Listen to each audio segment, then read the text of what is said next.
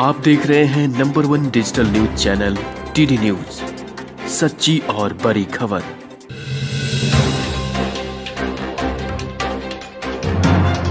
नमस्कार, मैं हूं परितोष कुमार और आपका स्वागत है हमारे इस टीडी न्यूज के खास शो 100% की बात में।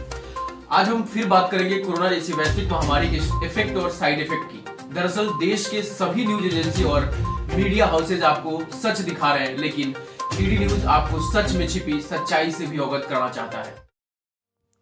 आज पूरा देश कोरोना वायरस के सामने जैसे किम कर्तव्य विमूढ़ खड़ा है। इतने निसहाय निरुपाय हम पहले कभी नहीं थे। साल भर पहले जब इस महामारी ने हमारे देश में दस्तक दी थी, तब हमारे पास कोई तैयारी नहीं थी। इस एक वर्ष में हमने लंबी यात्रा तय की है। देश तरह तरह के प्रयोगों के दौर से गुजर रहा है। हमने एक के बाद एक लॉकडाउन देखे हैं। हमने बीमार पिताजी को 1200 किलोमीटर साइकिल चलाकर बिहार ले जाने वाली किशोरी को भी देखी है। अपने देश गांव पैदल लौटते लाखों मजदूरों को देखा है, फिर भी हम इतने असहाय नहीं थे। हालांकि इस बीच हमारे पास हर तरह के किट हैं, वेंटिलेटर हैं, हमारे पास वैक्सीन भी हैं। हमने वैक्सीन अपने पड़ोसियों को भी भेंट में दी है। हम वैक्सीन डिप्लोमेसी में भी अव्वल रहे।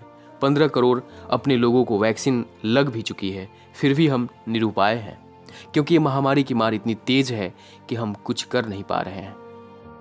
शायद हम अपनी शुरुआती कामयाबी से कुछ ज़्यादा ही फूल के कुप्पा हो गए थे। कोविड के संकट को भूलकर हमारे राजनेता एक दूसरे को नीचा दिखाने में जुट गए हैं। कोविड प्रोटोकॉल सिर्फ कुछ ही जिम्मेदार लोगों की अनुपालन की चीज रह गई है। नेतागण धड़ल्ले से चुनाव में कूद गए हैं। चुनावी रैलियों में कोविड प्रोटोकॉल की धज्जियां उड़ने लगी। यहां तक कि कुंभ जैसे विशाल जनसमृद्ध को आमंत्रित करने वाले आयोजन भी बिना खास तैयारी के होने लगे। सरकारें को ही सिर्फ दोष क्यों दें? जनता स्वयं जैसे चादर ताने सो रही थी। वैक्सीन है, लेकिन हम उसे लगवाने में कोताही बरतने लगे थे। शादी विवाह उत्सव त्योहार उसी पुराने अंदाज में मनाने लगे। इसलिए जब कोरोना के बहुरूपी वायरस ने हमें सुसुप्तावस्था में पाया और चौतरफा प्रहार किया, एक साथ बड़ी संख्या में पीड़ित लोग अस्पतालों की तरफ कातर निगाह से देखने लगे। व्यवस्था चरमराने लगी, नियंत्रण कमजोर पड़ने लगा।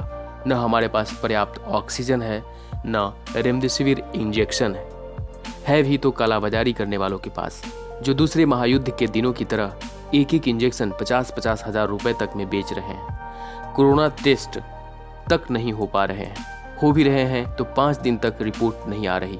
निजी जांच कंपनियों ने हाथ खड़े कर दिए हैं। जो जांचें हो रही हैं वे 16 आना भरोसे लायक नहीं हैं। अब हर रोज 3 लाख तक नए मरीज आ रहे हैं। 2,500-3 हजार मौतें रोज हो रही हैं।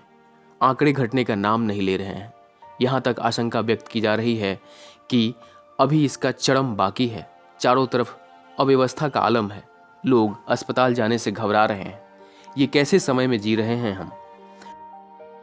जाहिर है ऐसी स्थिति में सर्वोच्च अदालत मूक दर्शक बनी नहीं रह सकती।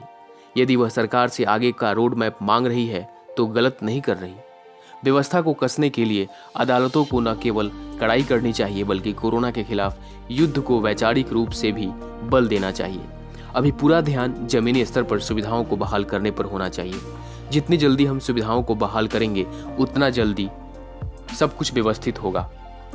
यह वक्त भरोसे को कायम रखने का है, और जब अदालतें दो टूक बात करती हैं, तब लोगों का मनोबल बढ़ता है। ऑक्सीजन का अभाव न केवल दुखद बल्कि पूरे देश के लिए एक अवसर भी है।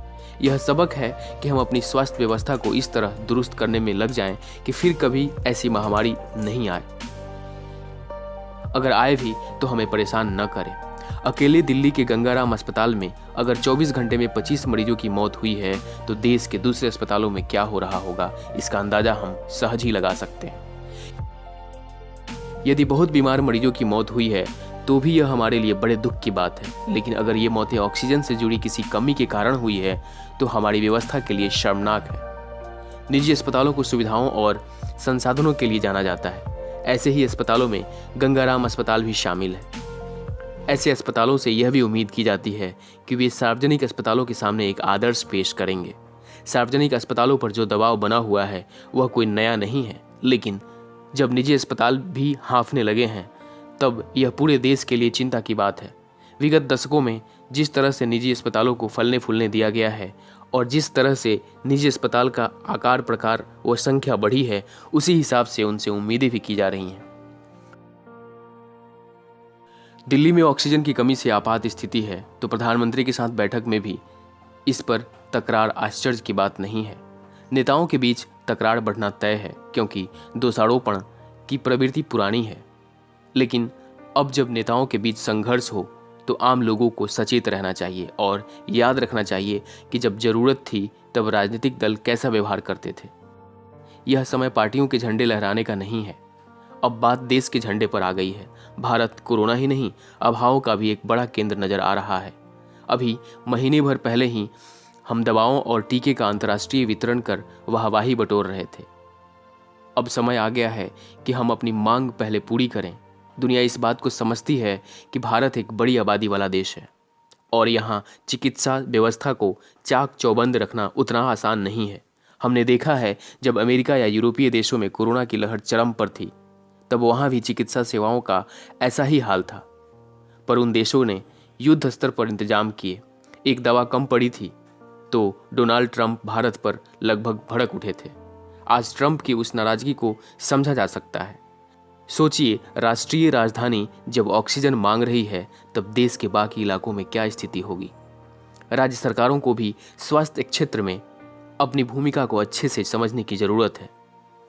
राज्यों में विशेष रूप से बुनियादी सुविधाओं के लिए केंद्र सरकार से जरूरी संसाधन व धन मांगने की प्रवृत्ति होनी चाहिए।